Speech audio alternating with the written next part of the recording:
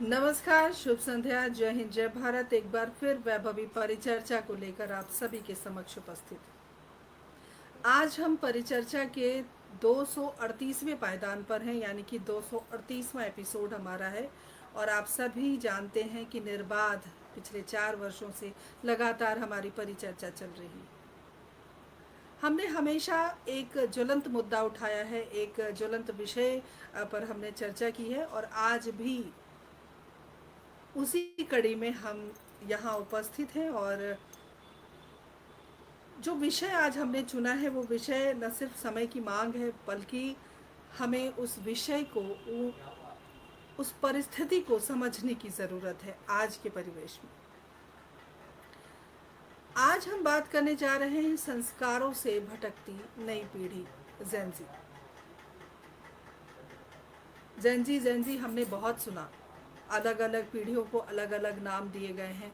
मेरी बिटिया 2014 के बाद पैदा हुई है, 14 में पैदा हुई है, तो वो जेन अल्फ़ा है। तो अलग अलग पीढ़ियों का जो नाम है, अलग अलग पीढ़ियों को संबोधित किया जा रहा है। और आज वाकई हम एक ऐसे पड़ाव पर हैं जहाँ पर हमें बहुत कुछ समझने सोचने की ज़रूरत है। क्या वाकई हमारी नई पीढ़ी संस्कारों से भटक गई है, या फिर संस्कारों की जो परिभाषा है वही बदल गई है? मोबाइल, सोशल मीडिया, टीवी, या फिर और जो उपकरण हैं जिनकी वजह से सब एक दूसरे से जुड़े हुए हैं, या करियर का दबाव हम कह लें, या पारिवारिक पृष्ठभूमि हम कह लें, इन बदलते समय में हमारी जो जेंजी है वो कहाँ खड़ी है? बहुत महत्वपूर्ण बातें मैं कह रही हूँ, आप सब सोचिएगा ज़रूर। और हम बड़े जो हैं उनकी क्या जिम्मेदारियाँ हैं, उस पर भी आज हम चर्चा करेंगे। साथ ही बहुत सारे सवाल हैं, इन सवालों के साथ और भी बहुत सारे सवाल हैं जिनके जवाब आज हम टटोलने की कोशिश करेंगे इस परिचर्चा के माध्यम से। और आज की जो हमारी परिचर्चा है उसमें बहुत सारे जो हमारे अतिथि वक्ता हैं वो हमारे साथ जुड़े हैं। और इस महत्वपूर्ण विषय पर चर्चा करने के लिए मैं पूरी टीम की ओर से उनका अभिवादन भी करती हूँ, और तहे दिल से शुक्रिया भी अदा करती हूँ कि उन्होंने अपना समय निकाला है हमारी इस चर्चा के लिए।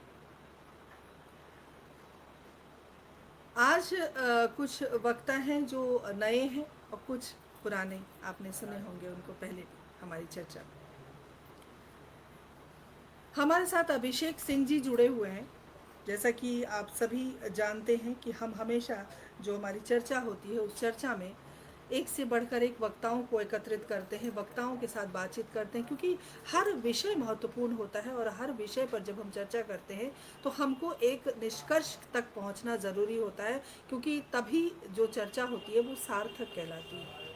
उसी कड़ी में मैं आप सबको बताना चाहती हूँ कि अभिषेक सिंह जी हमारे साथ जुड़े हैं, जो मोटिवेशनल स्पीकर भी हैं, साथ में योग शिक्षक हैं, गुरुग्राम विश्वविद्यालय में पढ़ाते हैं। साथ ही रुपेश कुमार जी हमारे साथ जुड़े। रुपेश को आपने पहले भी सुना होगा। वो बच्चे, टीनेजर और पेरेंटिंग कोच हैं। साथ में आर्ट ऑफ लिविंग के छात्र भी रह चुके हैं, और मोटिवेशनल स्पीकर भी हम उनको कह सकते हैं। और कई बार हमारी चर्चा का जो है भार उन्होंने संभाला। भार मैं इसलिए कहती हूँ क्योंकि विषय भार देकर जाता है। तो मैं उनका भी स्वागत करती हूँ, अभिषेक सिंह जी का भी मैं बहुत स्वागत करती हूँ, क्योंकि समय निकाला उन्होंने हमारी चर्चा के लिए। हमारे साथ विजय वेदांत जुड़े हैं, हमारी टीम के सदस्य भी हैं, और विजय को आपने कई बार सुना भी है, उनका भी हम स्वागत करते हैं। साथ ही एक प्यारी सी बेटियां नेहा हमारे साथ जुड़ी हैं, जो कि फिजियोथेरेपी कर रही हैं, बैचलर ऑफ फिजियोथेरेपी दूसरे वर्ष में है आप। और पहले भी एक चर्चा में मुझे बता रही थी, मुझे याद नहीं था, 1.5 साल पहले वो हमारे साथ जुड़ी हैं, उनका भी हम अभिवादन करते हैं। और साथ में प्रखर अग्रवाल, प्रखर पहली बार हमारे साथ जुड़े हैं, और आप एमबीए के छात्र हैं, आपका भी बहुत बहुत स्वागत अभिनंदन करती हूँ। और पटल के उस पार बहुत सारे महानुभाव जुड़ गए हैं, उनका भी अभिवादन करते हैं, और सीधे सीधे पटल पर सभी अतिथि वक्ता को आमंत्रित करते हैं और इस चर्चा को आगे बढ़ाते हैं। सबसे पहले डॉक्टर पुष्पलता तनेजा जी हमारे साथ जुड़ गई हैं, अभिनंदन, स्वागत। और आपको देखकर मुझे बहुत ऊर्जा आती है। रितांबरा सिंह मेरी प्रिय सखी जुड़ गई हैं, बहुत बहुत अभिनंदन। राजीव अग्रवाल जी हमारे उपाध्यक्ष जुड़ गए हैं, बहुत बहुत स्वागत। मनोज जी हमारे साथ जुड़ गए हैं, बहुत बहुत स्वागत, अभिनंदन आप सभी का। और बिना किसी विलम्ब के हम इस विषय पर चर्चा करने के लिए आज आप सभी का बहुत बहुत आभार, धन्यवाद और बहुत बहुत अभिवादन कि आपने अपना समय दिया है आज की इस चर्चा के लिए। और जैसा कि शुरू में बातचीत चल रही थी कि हमारी क्या जिम्मेदारियां हैं, और जो भटकाव हम नई पीढ़ी के बारे में सोच रहे हैं कि भटकाव है वो किस रूप में है, क्या हम सही दिशा में जा रहे हैं, क्या वो सही दिशा में जा रहे हैं, क्या हम उन्हें सही दिशा तक पहुंचा रहे हैं। बहुत सारे क्यों, कब, कैसे, ये सारी चीज़ें आज चल रही हैं मन में। और मुझे लगता है कि इन सब बातों का जो निष्कर्ष है, इन सब बातों का जो सार है, वो आज हमारे इस कार्यक्रम में मिलने वाला है। और एक नतीजा तो ज़रूर निकलता है हमारी चर्चा से, एक बात तो तय है। तो चलिए आज हम इस चर्चा को आगे बढ़ाते हैं। सबसे पहले मैं ब्रजेश सिंह जी हमारे साथ जुड़े हैं, बहुत बहुत अभिनंदन, स्वागत करती हूँ आपका। जय श्री राम। और मनोज जी लगातार बने हुए हैं, सुंदर विषय चुना है जी, आपका बहुत बहुत धन्यवाद। और मैं सबको बताना चाहती हूँ, देखिए हम लोग हर उस व्यक्ति को क्रेडिट देते हैं जो कितना एक गिलहरी प्रयास हम लोग कर रहे हैं पिछले 4 वर्षों से। और अगर एक भी व्यक्ति के अंदर हमारी चर्चा से बदलाव आ जाए तो हमें लगता है कि हमने कुछ काम कर लिया अपने जीवन में। और जो भी विषय जिसने भी सुझाए हैं उनका अभिवादन करना बहुत ज़रूरी होता है।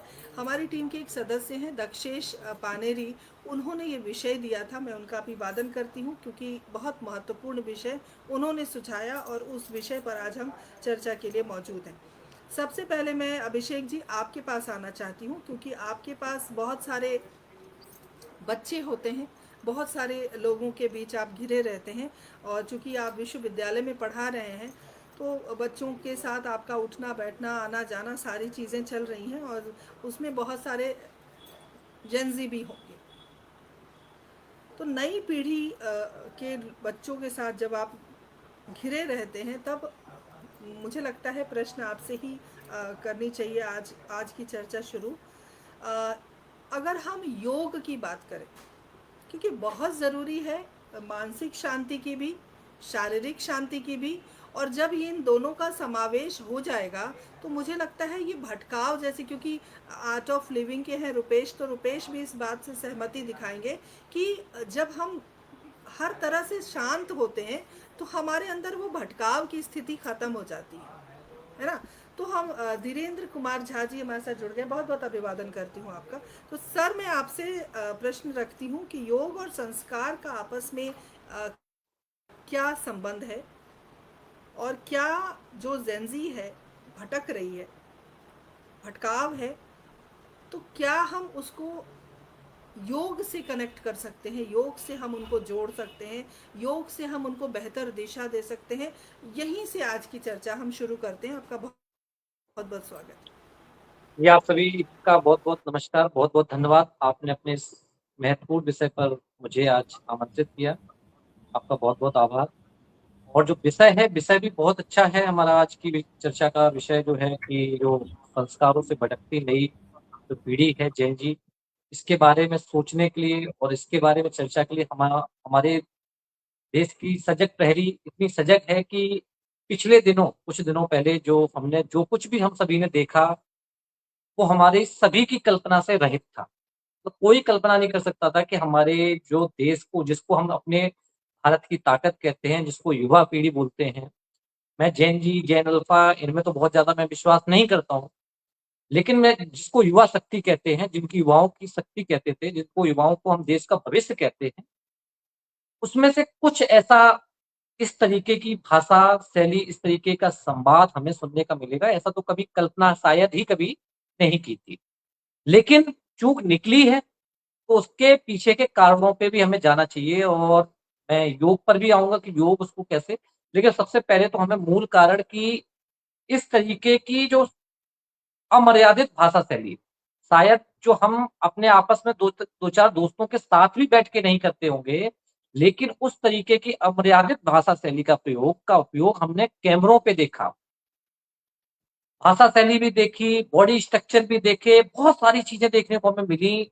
और सबसे ज्यादा उस समय जो चिंता थी कि क्या ये हमारे देश के युवा, हमारी जो भारत की जिसको हम युवा शक्ति कहते हैं, हमारे आने वाले कल का भविष्य है, तो उसको हमें दो तरीके से डिफाइन करना होगा।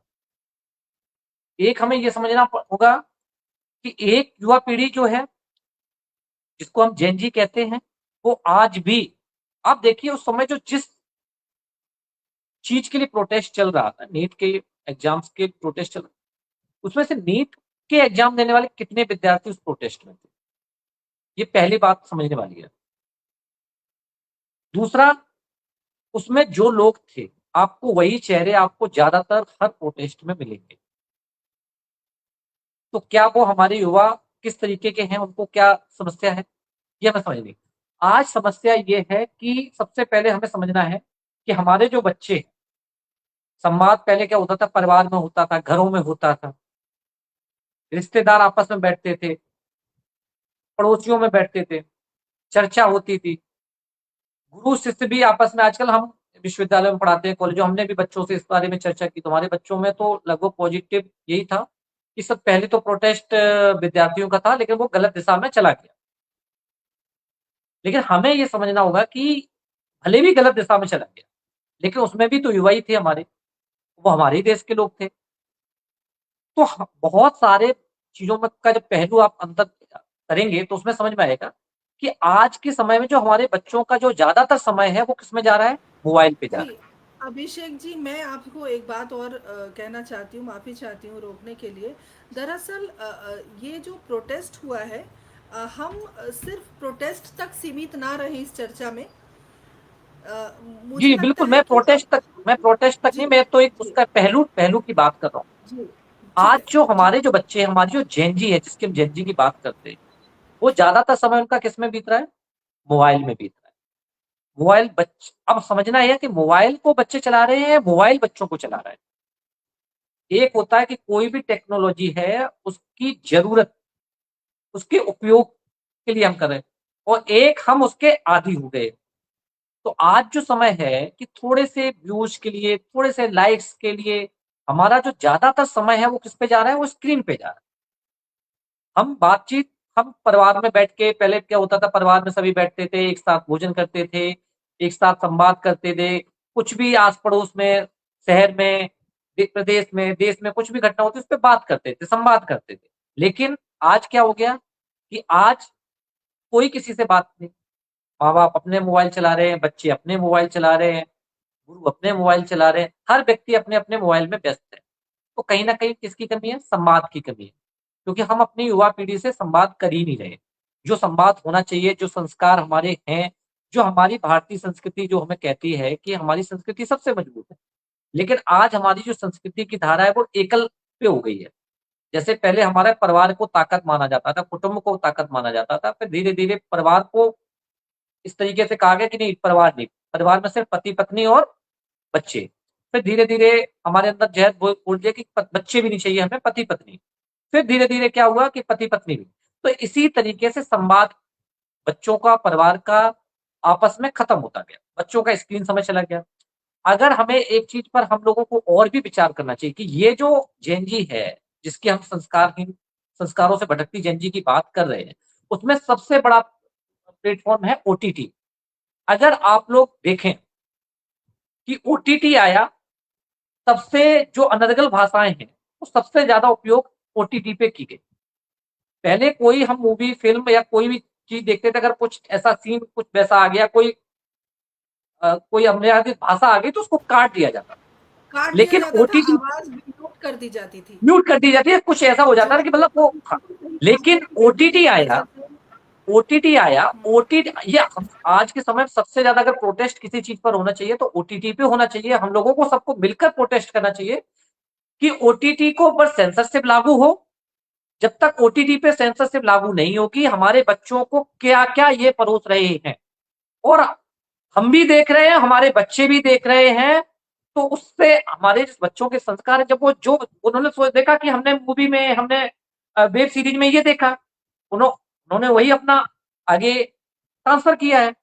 तो हमें ये समझने की ज़रूरत है कि हमारे परिवार में, बिल्कुल। हमारे घरों में, हमारे बच्चों को हमें अगर संस्कारहीन, हमें अपने समाज को संस्कारहीन बनाना है, हमें अगर अपने देश की संस्कृति को बचाना है, तो ओटीटी पे सेंसरशिप लागू होनी चाहिए। ओटीटी पे जब तक सेंसरशिप लागू नहीं होगी, ओटीटी पे जब तक ये अमर्यादित भाषा और जितना ये अनर्गल जो हमारे सामने जो परोस रहे हैं, जब तक ये बंद नहीं होगा, तो हमारी जो पीढ़ी है, क्योंकि पीढ़ी ये तो अब धीरे-धीरे हम तो एआई पे पहुँच गए ना। आजकल हर चीज़ एआई पे हम डिपेंड हो गए हैं। तो हम कहीं न कहीं हमारे बच्चों का आने वाले समय में और तो हमें हम लोगों को तय करना है कि हम लोग इसको किस तरीके से इसको बचा सकते हैं। इसके लिए हमें मुहिम करनी है। हमें अपने बच्चों को साथ बैठना है, उनके साथ संवाद करना है, उनको सही कहानियाँ, अच्छे प्रेरक तत्व बताने हैं। हमारे देश की जो चाहे विवेकानंद की कहानी हो, चाहे छत्रपति शिवाजी की हो, महाराणा प्रताप की हो, जो हमारे वीर योद्धा हुए, भगत सिंह की हो, सबकी हम प्रेरक कहानियाँ बताएँ। उन्होंने देश के लिए, उन्होंने राष्ट्र के लिए क्या त्याग किए हैं, उनसे संवाद करें, समाज के बारे में डिस्कशन करें, कि समाज में क्या चल रहा है, क्या नहीं चल रहा है। तो अब हम आते हैं योग से इसको कैसे सही कर सकते हैं, योग को इसको तो योग जो है, योग क्या है? योग में महर्षि पतंजलि जी कहते हैं, पहले ही सूत्र में कहते हैं, अथ योगा अनुशासनम। अब हम किस में आते हैं? अनुशासन में आते हैं। तो मेरा ये बिल्कुल नहीं कहना है कि आप विरोध नहीं, अगर कुछ गलत हुआ है तो उसका विरोध होना चाहिए, लेकिन विरोध मर्यादित होना चाहिए। विरोध तथ्यात्मक होना चाहिए, तथ्यों पर होना चाहिए, अनुशासन में होना चाहिए। अगर कोई चीज़ गलत है तो उसका हम विरोध करें और मैं खुद उसके साथ हूँ। लेकिन इसका मतलब ये नहीं कि आप किसी के बारे में मर्यादित भाषा का उपयोग करें, समाज में गंदगी परोसें और हमारी जो पीढ़ी है उसको संस्कारित करें। हमारी पीढ़ी को बचाने का जो कर्म है वो हमारा ही है। योग, आसन, प्राणायाम आसन में महर्षि पतंजलि जी कहते हैं, आसन से पहले यम और नियम का पालन करना चाहिए, तब आसन करना चाहिए, तब प्राणायाम करना चाहिए, तब प्रत्याहार करना चाहिए, तब धारणा जानना चाहिए, तब ध्यान, तब समाधि। योग की अंतिम यात्रा से पहले आपको, आसन से भी पहले आपको महर्षि पतंजलि जी ने कहा है, यम और नियम का पालन करना चाहिए। तो यम में क्या है? यम में वही चीज़ें सिखाई जाती हैं। जब हम अपनी युवा पीढ़ी को जब सिखाएँगे, जब बताएँगे कि हमारा जो है यम, अहिंसा, सत्य, अस्तेय, ब्रह्मचर्य, अपरिग्रह, जब इनके बारे में चर्चा करेंगे, संवाद करेंगे, नियम, सोच, संतोष, तप, स्वाध्याय, ईश्वर प्र तो अपने आप हमारे जो बच्चे हैं, हमारी जो युवा पीढ़ी है, वो अपने आप पुनः अपने संस्कारों पर वापस लौटेगी। ऐसा नहीं कि हमारी जो युवा पीढ़ी है ये जागरूक नहीं है, बहुत जागरूक है। ये अपने विषयों जी। को उठाना जानती है, संवेदनशील है, हर चीज़ है। ठीक लेकिन है। बस दिशा देने की ज़रूरत है। इसको हम कैसी दिशा दे रहे हैं, इसमें जी। खर्च हमारे माँ-बाप का भी है, हमों का भी है, शिक्षकों का भी है, समाज का। जी, अभिषेक जी, बहुत-बहुत धन्यवाद आपका। आपने जिस तरह से बातें रखी हैं, वो सारी बातें यथार्थ में सत्य हैं। हमारे साथ हमारे पटल के मुख्य सलाहकार आदरणीय सुनील शर्मा सागर जी जुड़ गए हैं, बहुत-बहुत अभिवादन करती हूँ। ब्रिजेश सिंह जी हमारे साथ लगातार बने हुए हैं। संजय जी भी हमारे साथ जुड़ गए हैं, बहुत-बहुत स्वागत, अभिनंदन। और अमन आकाश हमारे साथ जुड़े हैं, बहुत-बहुत अमन जी स्वागत करती हूँ। और जब विजय आते हैं तभी आप दिखाई देते हैं, आप हमेशा आएँ, मुझे खुशी होगी। तो सभी का बहुत-बहुत स्वागत, अभिनंदन करती हूँ। और रुपेश, मैं आपके पास बाद में आऊँगी, क्योंकि जिस विषय को आज हमने लिया है, जेन-ज़ी, तो मुझे लगता है कि मैं नेहा के पास आ रही थी और नेहा का क्या हो गया, डिस्कनेक्ट हो गई नेहा। कोई नहीं, कोई नहीं, अभी जुड़ जाएंगी। मैं नेहा के पास आने वाली थी, लेकिन चलिए अब मैं प्रखर के पास आती हूँ। प्रखर, आप खुद नेहा आ गई है, नेहा आ गई है। तो मैं चाहती हूँ कि नेहा के साथ ही मैं आगे बढ़ूँ। और नेहा, मेरा प्रश्न आपके लिए है। आप खुद जेंजी हैं। सुदर्शन शर्मा सुधी जी, जो हमारी पटल की सचिव हैं, जुड़ गई हैं, बहुत बहुत अभिनंदन, स्वागत करती हूँ दीदी आपका। आप खुद एक जेंजी हैं। मैं आपसे एक सवाल पूछना चाहती हूँ कि जो बड़े हैं, सिर्फ आपके लिए नहीं है ये, आप अपने अन्यथा ना लें कि मैं सीधे आपसे पूछ रही हूँ कि आप संस्कारहीन क्यों बन गए, या लोग आपको संस्कारहीन क्यों समझते हैं। लेकिन जो बड़े लोग हैं, जो बड़ी पीढ़ी है, वो संस्कारहीन क्यों समझते हैं? आपकी समझ में ऐसा क्या विचार आ रहा है? आपको क्या लगता है कि क्योंकि इस पटल से आप और प्रखर वो बात रख सकते हैं, आपको इसलिए आमंत्रित किया गया यहाँ। और जब तक आप नहीं आते, विजय, अभिषेक जी या रुपेश जी, सार्थक चर्चा हम नहीं कर पाते, क्योंकि उस पीढ़ी को यहाँ पर होना बहुत ज़रूरी है जिस पीढ़ी के लिए हम बात कर रहे हैं। तो नेहा, आप मुझे बताइए कि क्यों लोग जो हैं वो संस्कारहीन मानते हैं नई पीढ़ी को। अब आप अपना जवाब दीजिए। और हमारे साथ बहुत सारे दर्शक यस धीरे धीरे मैम। जुड़ रहे हैं, मैं सबकी का अभिवादन करती हूँ। जी नेहा, स्वागत है। आदरणीय निर्णायक मंडल, असम्मानित शिक्षकगण और सभी मेरे से अतिथि जो मुझे देख पा रहे हैं, सुन पा रहे हैं, उन सभी को मेरा सत सत सादर नमस्कार। तो आज हम यहाँ जुड़े हैं एक चर्चा पर जो कि है संस्कारों से भटकती हुई पीढ़ी जेन ज़ी। क्या आप सभी ने कभी सोचा है कि पीढ़ी को आजकल भटकती हुई क्यों कहा जा रहा है? वही पीढ़ी जो कल इस देश का भविष्य तय करेगी। क्या सच में हर वह युवा जो सवाल पूछता है, अपनी बात रखता है और तकनीक के साथ आगे बढ़ता है, वह संस्कारों से दूर हो गया है? मैं हूं नेहा, बीपीटी की छात्रा, सेकेंड ईयर, और मैं आज आप सबके समक्ष एक विषय के विपक्ष में, जिस पर आजकल बहुत आसानी से उंगली उठा दी जाती है, संस्कारों से भटकती हुई पीढ़ी जनती। लेकिन मेरा सवाल है कि क्या आधुनिक होना संस्कारहीन होना है? क्या अपने सपनों को चुनना संस्कार से दूर जाना है? और क्या मोबाइल चलाने वाली हर एक पीढ़ी अपने संस्कार भूल चुकी है? नहीं, बिल्कुल नहीं महोदया। हर पीढ़ी को अगली पीढ़ी थोड़ी बिगड़ी हुई लगती है, जैसे कि आपको हम लग सकते हैं। और जिसे हम जेंजी कहते हैं, कल वही किसी जिम्मेदार डॉक्टर, इंजीनियर, अधिकारी, शिक्षक या बहुत सारे अलग अलग प्रोफेशन में होंगे। हमें यह समझना होगा कि संस्कार कपड़ों की लंबाई से नहीं, व्यवहार की गहराई से पहचाने जाते हैं।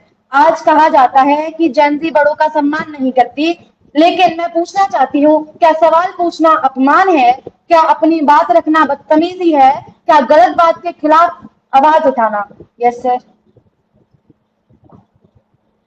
बिल्कुल नहीं। सवाल पूछना भी अपराध नहीं है और तकनीकी से बढ़ना भी अपराध नहीं है, मोबाइल चलाना। लेकिन उसका हम उपयोग कैसे कर रहे हैं, सवाल हमारे पूछने की सर मुझे हमारी कंप्लीट करने दीजिए, मुझे कंप्लीट करने जी। दीजिए। मुझे क्या लगता है कि डिबेट नहीं क्या बनाया जाए तो बेहतर होगा। अपनी अपनी बात हाँ, रख रहे क्या हैं, सवाल पूछना डिबेट ना बनाया क्या सवाल पूछना गलत है? क्या अपनी बात रखना गलत है, बदतमीजी है? क्या गलत बात के खिलाफ आवाज उठाना संस्कारों का विरुद्ध है? नहीं। सम्मान का अर्थ यह नहीं कि हर बात पर चुप रहा जाए। सच्चे संस्कार हमें सम्मान के साथ असहमति जताना भी सिखाते हैं। मित्रों, आज आप सभी के समक्ष हम आप आज की जेनजी जो तकनीक के साथ बढ़ी हुई है, हाँ, हम मोबाइल इस्तेमाल करते हैं, सोशल मीडिया पर रहते हैं और डिजिटल से भी जुड़े हैं, लेकिन इस जेनजी ने ऑनलाइन शिक्षा को भी अपनाया है, नई तकनीक को भी सीखा है, छोटे छोटे शहरों में बड़े बड़े सपने देखे हैं और अपनी प्रतिभा को पूरी दुनिया तक पहुंचाया है। अगर तकनीक का इस्तेमाल इतना भटकना करना है, तो फिर बदलती दुनिया के साथ चलना चलना किसे कहेंगे? हाँ, ये सच है कि जेनजी में कुछ समस्याएं हैं, लेकिन क्या हर पीढ़ी में समस्याएं नहीं थी? कि कुछ युवा संस्कारों को भूलते हैं। हाँ, मैं मानती हूँ कुछ युवा संस्कारों को भूलते हैं, लेकिन कुछ युवा वृद्धाश्रम में बुजुर्गों की सेवा भी तो करते हैं। कुछ युवा सोशल मीडिया पर समय बिताते हैं, लेकिन कुछ उसी सोशल मीडिया के माध्यम से शिक्षा, जागरूकता और सामाजिक बदलाव की आवाज बनते हैं। इसीलिए कुछ लोगों के व्यवहार के आधार पर पूरी पीढ़ी को संस्कारहीन घोषित करना न्याय संगत नहीं है, वो गलत है। कुछ युवाओं के परहित हम पूरी जनती को हम संस्कारहीन नहीं कह सकते। और एक बात, संस्कारों का अर्थ सिर्फ पैर छूना, चुप रहना और अपनी इच्छाओं को दबाना नहीं है। सही और गलत में फर्क समझना है, दूसरों की इज्जत करना है, दूसरों की इज्जत भी करना है और जरूरतमंद की मदद करना भी है, और अपने माता पिताओं का सम्मान भी करना है और समाज के प्रति अपनी जिम्मेदारी भी निभाना है। अगर कोई युवा अपने माता पिता का करता है, अपने लक्ष्य के लिए मेहनत करता है, जरूरतमंद की मदद करता है और गलत के खिलाफ आवाज उठाता है, तो मैं पूछना चाहूंगी, वह संस्कारों से कैसे भटका हुआ? समस्या केवल जेनजी में नहीं है, कहीं ना कहीं पीढ़ियों के बीच का ये जो बीच के जो डिफरेंस है वो कहीं ना कहीं इसका भी कारण है। बड़ों को लगता है आज के बच्चों में धैर्य नहीं है, और हमें जो आज के बच्चे हैं उन्हें लगता है हमारे जो बड़े हैं वो हमारी बात को समझना नहीं चाहते। तो समाधान एक दूसरे के ऊपर दोष देना नहीं है, समाधान है एक दूसरे को समझना, संवाद करना और विश्वास करना। हम जेनजी को बदलने से पहले उसे समझना होगा कि क्योंकि क्या वजह है उनके इस व्यवहार के ऊपर। हमें जेनजी को बदलने से पहले उन्हें ये समझना होगा नई पीढ़ी को संस्कार देने के लिए सिर्फ उपदेश नहीं, उदाहरण भी चाहिए। जो हमारे आगे जो जैसा कर रहा है हमें वो सीखने के लिए हमें उदाहरण भी चाहिए होगा। अगर हम चाहते हैं कि युवा बड़ों को सम्मान करें तो हमें भी तो युवाओं की बात सुननी होगी ना, आप लोगों को हमारी बात सुननी होगी। अगर हम चाहते हैं कि युवा अपनी संस्कृति से जुड़े रहें तो हमें अपनी संस्कृति को उनके लिए जीवन और प्रसंगत बनाना होगा। अंत में मैं बस ये कहना चाहूंगी, जेनजी संस्कारों से भटकती हुई पीढ़ी नहीं है, बल्कि संस्कार और आधुनिकता के बीच संतुलित खोजती हुई पीढ़ी है, जो पीस और अपने लिए लड़ना जानती है, बोलना जानती है। हम उसे दोष नहीं दे सकते, दिशा देने की जरूरत है। जैसे कि सर ने बोला था, हमें उसको दिशा देने की जरूरत है। पीढ़ियां बदलती हैं, याद रखिए पीढ़ियां बदलती हैं, समय बदलता है, तकनीक भी बदलती है, लेकिन अच्छे संस्कार कभी पुराने नहीं होते। इसीलिए हमें जेनजी को कटघरे में खड़ा करने की बजाय उसका हाथ थामना होगा और कहना होगा तुम आधुनिक बनो, यानी कि हम आधुनिक बने लेकिन अपने जड़ों को मत भूलें। हमें अपनी जड़ें नहीं भूलनी है और हमें ऊंचा उड़ना होगा लेकिन अपने संस्कारों को साथ लेकर। इसी के बाद मैं अपनी वाणी को विराम देना चाहूंगी। सबको धन्यवाद कहते हुए, और धन्यवाद, आप सबका दिन शुभ हो। बहुत बढ़िया नेहा, आपने अपनी बातें एकदम सुर में रख ली, और यथार्थ में सत्य भी है कि हमको सब सोचना पड़ेगा क्या कुछ समाज में चल रहा है। और समझने की बात है तो मोबाइल की अगर बात चली तो मोबाइल हम भी चलाते हैं और हम जेनजी नहीं हैं। तकनीक से हम भी जुड़े हुए हैं लेकिन हम जेनजी नहीं हैं। और रही बात जो आपने कहा कि कुछ लोग हैं, देखिए एक अभद्र व्यवहार की बात अगर हम करें, जो विषय में कहीं है हमारे कि जो भटक रही है वो किस रूप में, आज के समय में नशे में बच्चे भटक रहे हैं, ठीक है। आज के समय में पैसे के पीछे बच्चे भाग रहे हैं, कुछ बच्चे भाग रहे हैं, मैं ये नहीं कहती कि पूरी जेनजी भाग रही है। एक परिस्थिति है समाज की जो मैं यहाँ पर बताना चाह रही हूँ। और जो गालियों का जिक्र बार बार हो रहा है, और गालियां भी जो हैं वो बहुत ही अभद्रता है, एक व्यवहार जो हम देख सुन रहे हैं समाज में।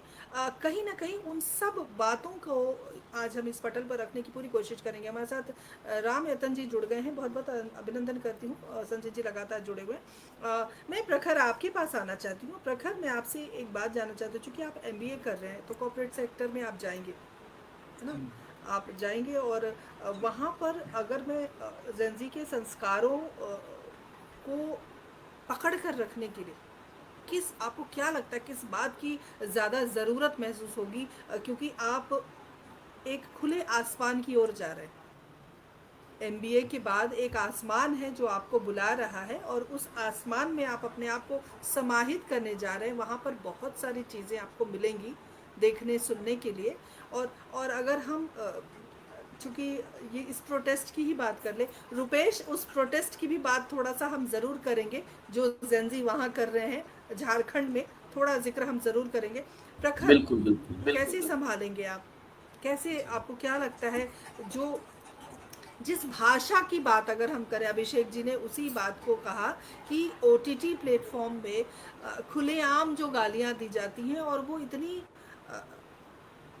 न तो सुनने में अच्छी लगती हैं, ठीक है, न वो चीज़ देखने में अच्छी लगती हैं, तो उस भाषा पर भी हम जिक्र करें, क्योंकि वो भाषा बच्चे सीख रहे हैं, जो नई पीढ़ी है वो सीख रही है और उसको अप्लाई भी कर रही हैं घर में या दोस्तों में, जहाँ पर एक शौक की तरह होता है, एक गालियों का भी शौक होता है, मैं जानती हूँ, क्योंकि मैं इतने बड़े पीढ़ी की भी नहीं हूँ जो मैं इन सब चीज़ों को ना समझ पाऊँ।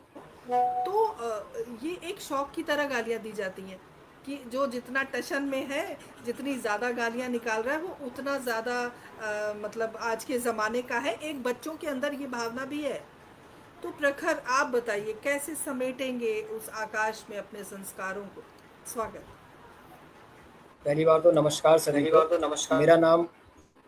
मेरा नाम प्रखर अग्रवाल है और मैं इस टाइम एमबीए का छात्र हूँ और मेरी स्पेशलाइजेशन है फाइनेंस और डेटा साइंस।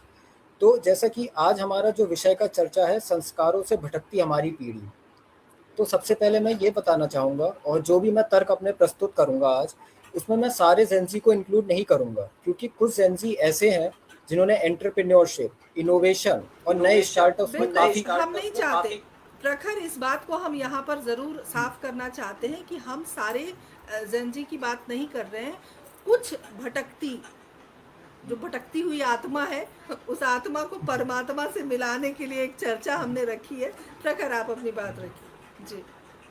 जी, तो अगर हम देखें तो आजकल काफ़ी युवा जो है वो नए नए इनोवेटिव आइडियाज़ की तरफ भी जा रहे हैं।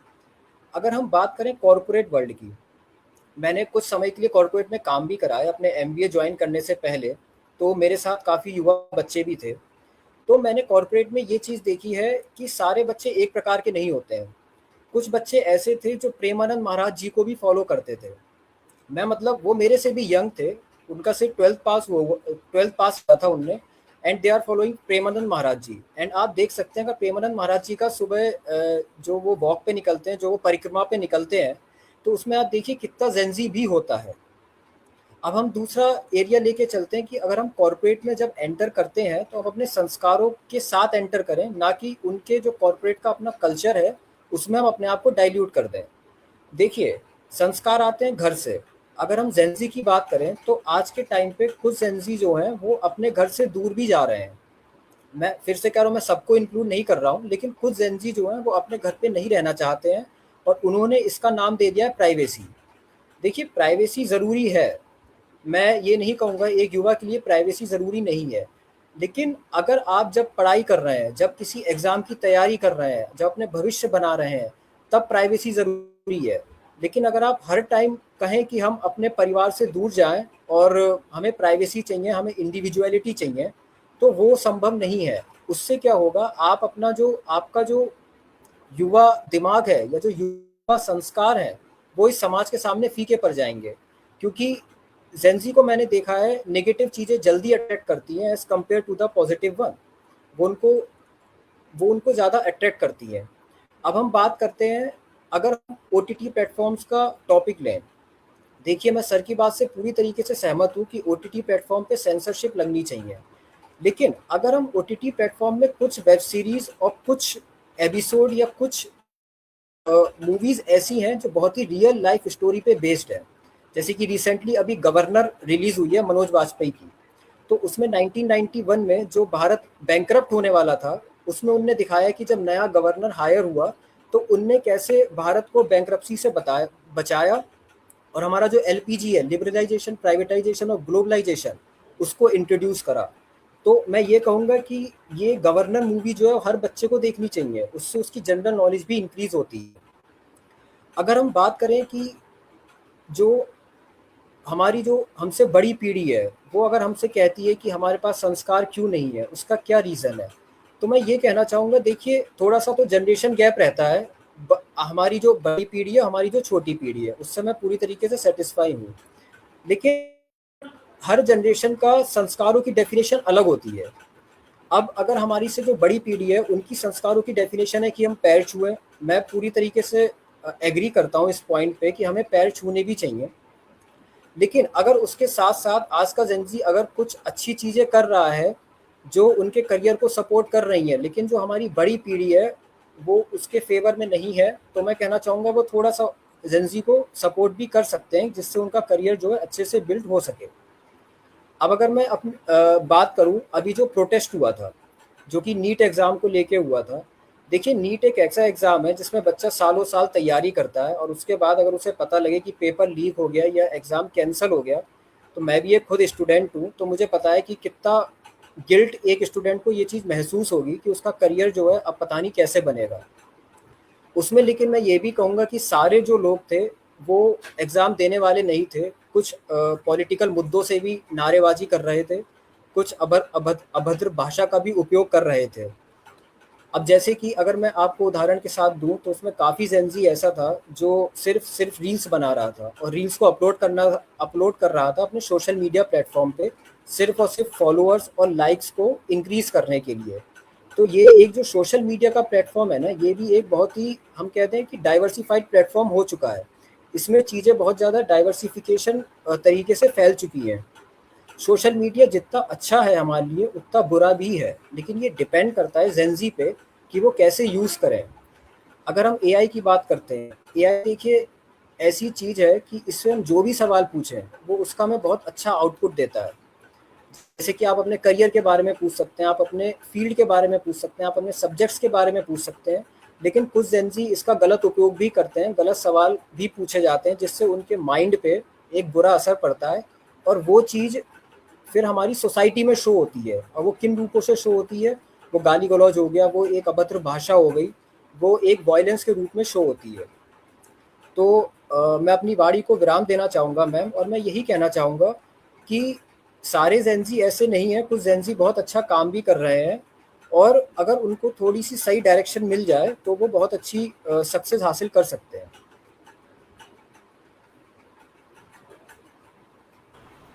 बहुत बढ़िया प्रखर, बहुत अच्छी बात आपने कही और बहुत सही तरीके से, क्योंकि हम यहाँ सिर्फ कुछ भटकती आत्मा की बात कर रहे हैं। रुपेश बार बार मुस्कुराते हैं जब मैं भटकती आत्मा बोलती हूँ, क्योंकि सारे बच्चे एक जैसे नहीं होते, जैसे हमारी पांचों उंगलियाँ एक जैसी नहीं है।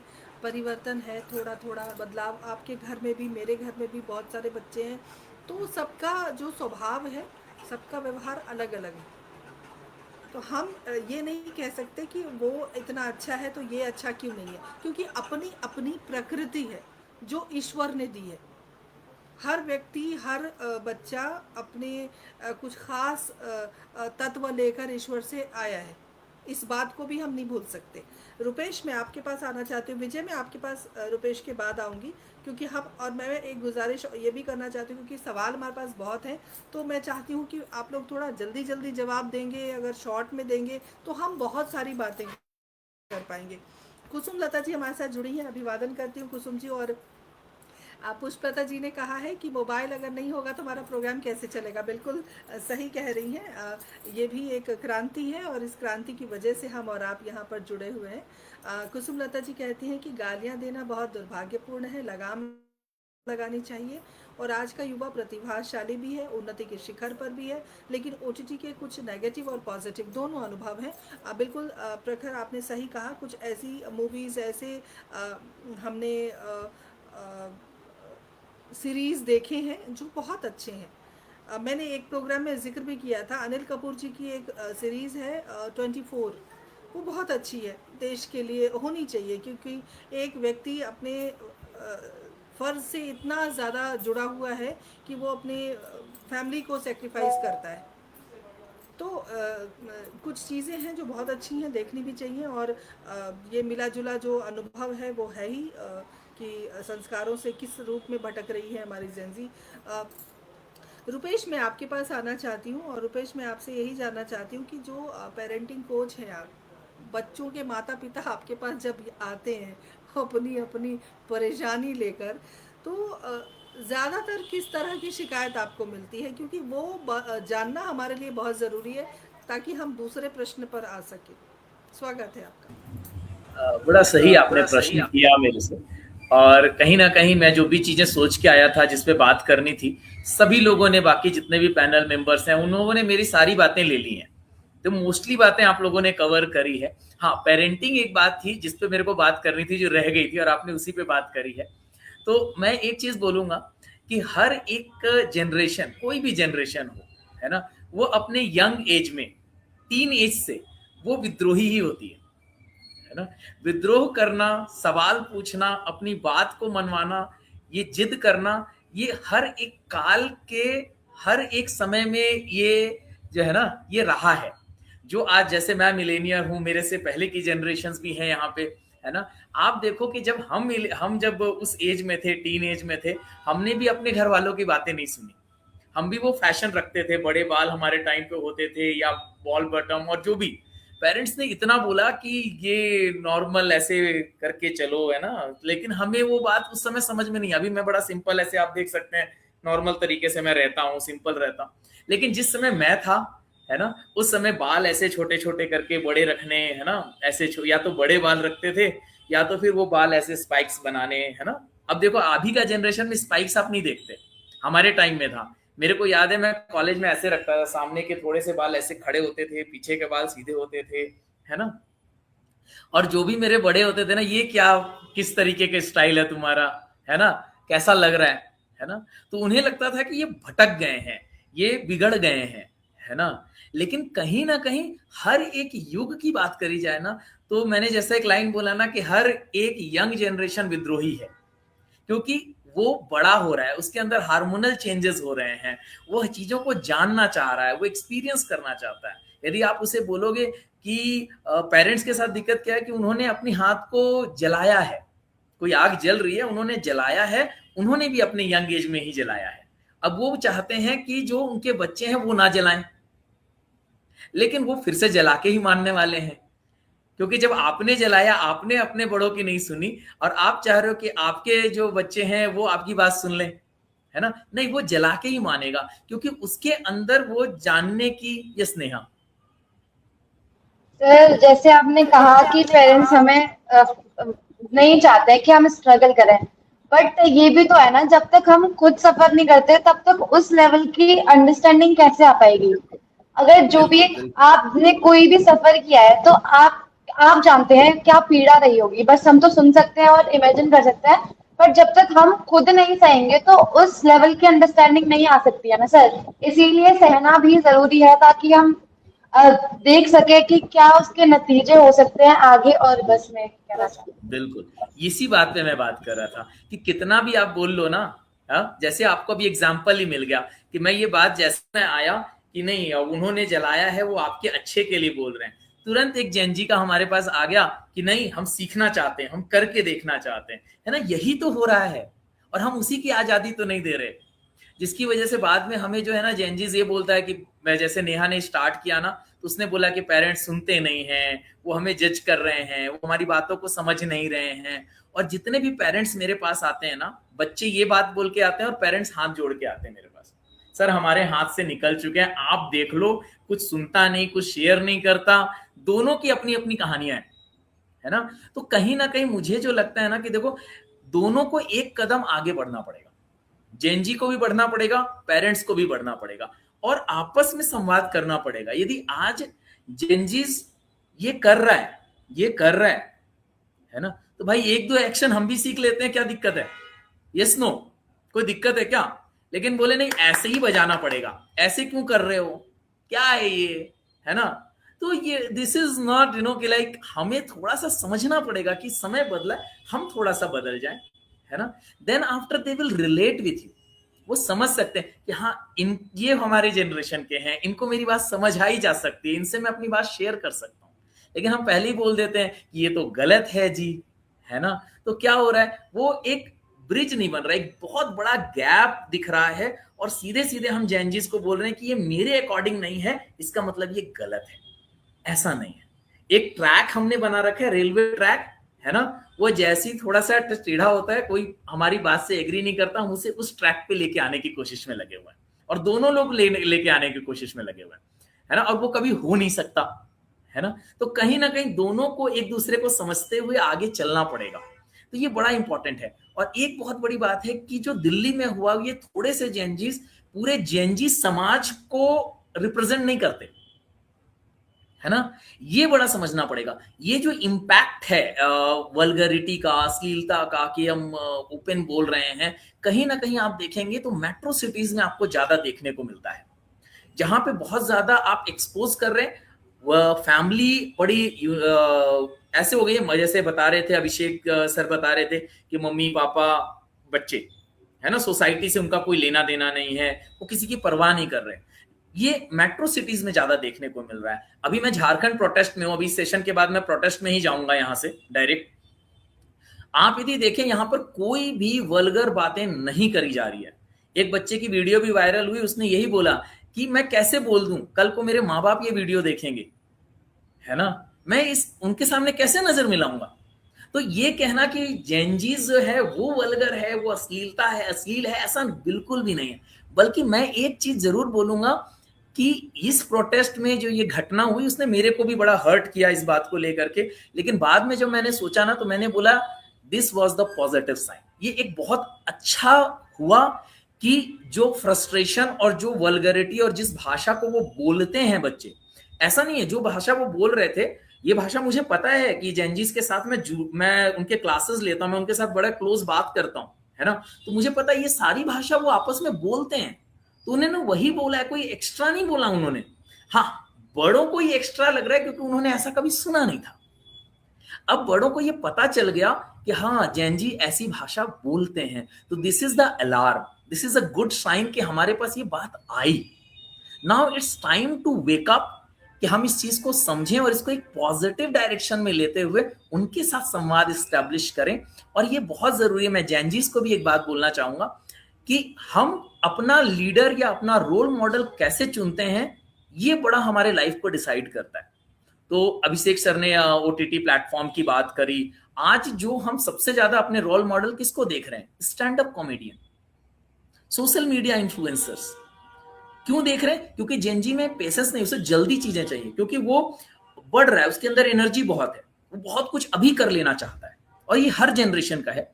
तो वो उनको सक्सेसफुल जब देखता है तो उसे लगता है मुझे भी तुरंत सक्सेसफुल होना है, मुझे भी इसके जैसा बनना है, and they start following their track.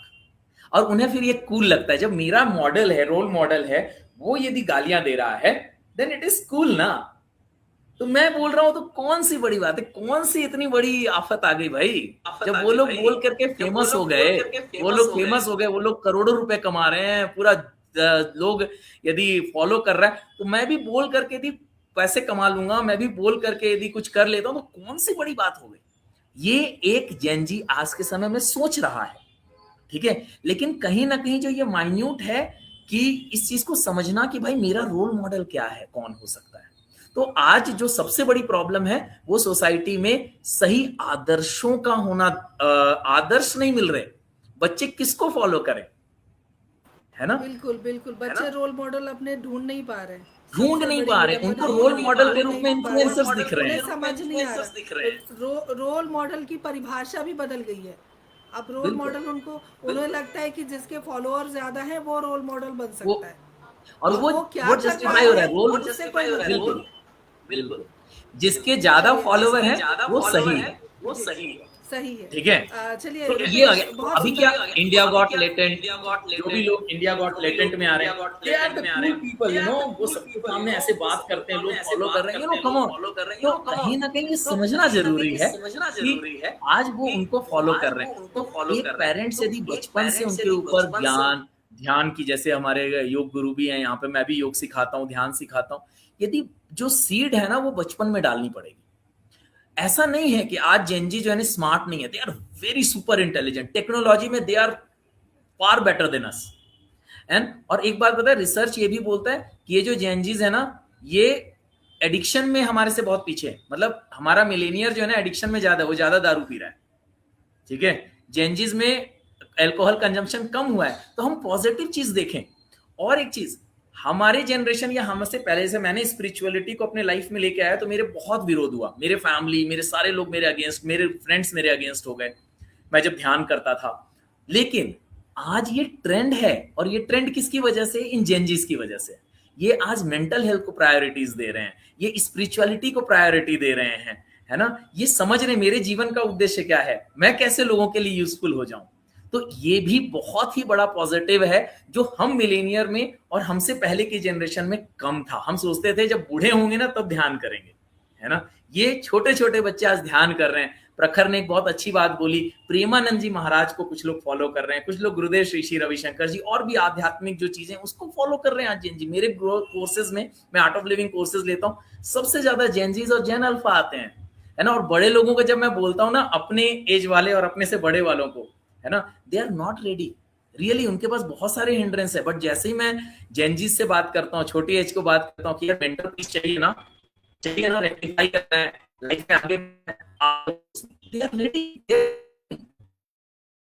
So Gen Zs में बहुत सारी अच्छी बातें हैं। हाँ, एक मुझे लगता है कि और वो cities में है तो कहीं ना कहीं हमें उनको एक रुपेश, हमें उनके साथ आपकी चलने आवाज, की जरूरत है, रुपेश, थोड़ा रुपेश समझने की हमें, जरूरत है। रुपेश आपकी आवाज साफ सुनाई नहीं दे रही है, आपकी आवाज़ हम तक नहीं पहुंच पा रही है सही तरीके से। और रुपेश, मैं आपका बहुत बहुत धन्यवाद देती हूँ, इतनी सुंदर बात आपने कही है। और वो फ्रीज्ड हो गए हैं, अभी नेटवर्क इशू होगा, वो जुड़ेंगे हमारे साथ। नैतिकता के अभाव में सिसकी भर रही है ज़िंदगी, ऐसा कुसुमलता जी ने लिखा है। शॉर्टकट अपनाना चाहते हैं बच्चे, इस तरह से बहुत सारे संदेश आ रहे हैं। तमाम सुधी श्रोताओं का मैं विशेष आभार व्यक्त करती हूँ। रुपेश हमारे साथ जुड़ेंगे अभी। वेदांत, बहुत समय के बाद, प्रतीक्षा के बाद अब आपका नंबर आया है। चूँकि ज़्यादा वक्ता होते हैं तो ऐसे ही होता है, और सबको सुनना भी बहुत ज़रूरी है। हमने बुलाया है तो हम तो सुनेंगे ही। आप एक युवा आलोचक हैं, अगर उस नज़रिए से हम सकारात्मक थोड़ी बातचीत अगर करना चाहें तो आपकी नज़रिए में जो जेंजी है वो किस तरह की सोच रखती है? क्योंकि ये हम हर तरह के पहलू अपने दर्शकों तक पहुंचाना चाहते हैं, और एक जो निष्कर्ष है वो निष्कर्ष वो धीरे धीरे हमें मिल भी रहा है कि जो चर्चा हमारी चल रही है वहाँ तक हम पहुँचना चाहते हैं। और मैं इस सवाल का जवाब आपसे जानना चाहती हूँ। आपका स्वागत है। आदरणीय वैभवी जी, जो बहुत सुंदर संचालन कर रही हैं, हमारे साथी जो इस सेशन में हमारे साथ हैं, प्रखर जी, अभिषेक जी, और सबसे ज़रूरी नेहा। सबसे पहले तो मैं वैभवी जी आपसे माफ़ी चाहता हूं कि मेरे पास आज पॉजिटिव बोलने के लिए कुछ भी नहीं है। दूसरी बात मैं ये कहना चाहता हूं कि मैं आहत करूंगा आपको, तो आपको अगर मुझे जज करना चाहें आप तो तैयार है, आप अपनी बात रखिए, तैयार है। सबसे पहली बात कि हमें ये कहना बंद करना पड़ेगा कि जो दिल्ली में आंदोलन हुआ उसमें छात्र कितने थे और बाकी अन्य लोग कितने थे। जब निर्भया के साथ बलात्कार हुआ था, पूरा देश एकजुट होकर आंदोलन कर रहा था, तब हमने कभी ये नहीं कहा था कि हमारे सभी लड़कियों के साथ, सभी महिलाओं के साथ अन्याय हुआ है। ये एक प्रोपेगेंडा है, ये छात्रों के मुद्दे से भटकाने की कोशिश है, साजिश है, और हम इसको स्वीकार नहीं करेंगे। दुष्यंत ने कभी लिखा था, हो गई है पीर पर्वत सी पिघलनी चाहिए, इस हिमालय से कोई गंगा निकलनी चाहिए। आज यह दीवार पर्दों की तरह हिलने लगी, शर्त लेकिन थी कि ये बुनियाद हिलनी चाहिए। हर सड़क पर, हर गली में, हर नगर, हर गांव में हाथ लहराते हुए हर लाश चलनी चाहिए। सिर्फ हंगामा खड़ा करना मेरा मकसद नहीं, मेरी कोशिश है कि ये सूरत बदलनी चाहिए। मेरे सीने में नहीं तो तेरे सीने में सही, हो कहीं भी आग, लेकिन आग जलनी चाहिए। नेहा ने दरअसल पूरा सेट कर दिया है जो भी एजेंडा है हमारी बैठकी का। एक तो वो प्रतिनिधि है इस बात का, आपने उसकी भाषा सुनी, आपने, हमारे दर्शक सुन रहे हैं, हमारे पैनल के साथी सुन रहे हैं, कितनी सधी हुई भाषा है उसकी। एक एक शब्द जैसे उसने मोतियों जैसे चुन कर रखे हैं अपनी बात में। आप चाह कर भी उसकी बात से, पूरी बात से एक शब्द नहीं निकाल सकते हैं। हमारी जेन जेड की जो पीढ़ी है वो ऐसी ही है। ये सारा खेल एल्गोरिदम का है, प्रोपेगेंडा है, साजिश है। ऐसा मैं इसलिए कह रहा हूं, आप हल्के में ले रहे हैं हमारे युवा पीढ़ी को। पुलिस के डंडे जब आपके ऊपर पड़ेंगे ना, आंसू गैस के गोले जब आपकी आंखों में चुभेंगे, जब पैलेट गन के छर्रे आपके बदन में चुभेंगे, आपकी सारी संस्कृति, सारी सभ्यता और सारे संस्कार धरे के धरे रह जाएंगे। आप किस संस्कृति की बात कर रहे हैं? संस्कृति आपने तय की है। किसने गाली सिखाई इन्हें? क्या वेब सीरीज में जो गालियां आ रही हैं वो गाली वेब सीरीज के निर्देशकों ने क्या बनाई? क्या उस वेब सीरीज के अभिनेताओं ने बनाई उस गाली को? महाभारत में गालियों के प्रमाण मिलते हैं। दुर्योधन ने पांडवों को गालियां दी हैं, इस बात के पुख्ता प्रमाण है। किताबें पढ़ने की जरूरत है, आपको पलटने की जरूरत है। भाषा बनने से पहले गालियों का विकास हुआ। गालियां वाक्य नहीं है, वो शब्द हैं। हमारे आसपास में जो बच्चे एक वाक्य नहीं बोलना जानते हैं, वो गालियां दे रहे हैं। वो गालियां कहां से सीख रहे हैं? पहले आपको अपनी गिरेबान में झांकने की जरूरत है। आप पहले अपनी गिरेबान में झांकिए। सिर्फ आरोप लगा देना बहुत आसान होता है। इस देश की संसद में गालियां दी गई हैं महोदय। लाइव वीडियोज उपलब्ध हैं, माननीयों ने गालियां दी हैं। आप किस संस्कार की बात कर रहे हैं? आप किस संस्कृति की बात कर रहे हैं? ये कोई नई बात नहीं है। ये गालियां आज आप इसलिए इस मुद्दे पर बात कर रहे हैं, ये गालियां सिर्फ आज नहीं दी जा रही हैं, जमाने से ये चीजें सब चली आ रही हैं।